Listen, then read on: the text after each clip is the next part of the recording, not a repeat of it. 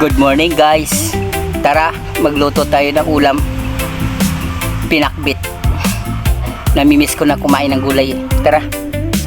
Ito na guys, una, maghiwa tayo ng sibuyas.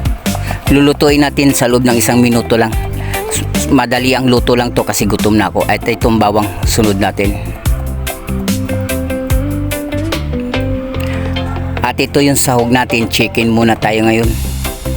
Iwas muna tayo sa karneng baboy. Gusto ko sa pinakbit yung half cook lang na pagkaluto, kaya madalian lang iluto natin. Gustong gusto ko to lalo na pag umaga. At ito guys, gisahin natin ang bawang sibuyas agad. Isunod natin ang chicken.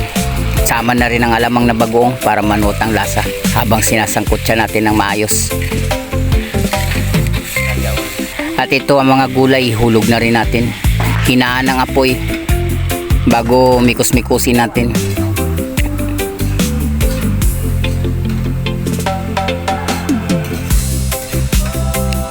Sarap nito guys, lalo na pag may sinangag.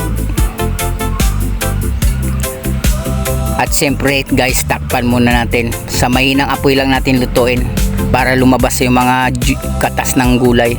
At ito na guys, luto ng pinakbit. Don't forget, follow and share. Tara, kain na tayo guys, bye bye.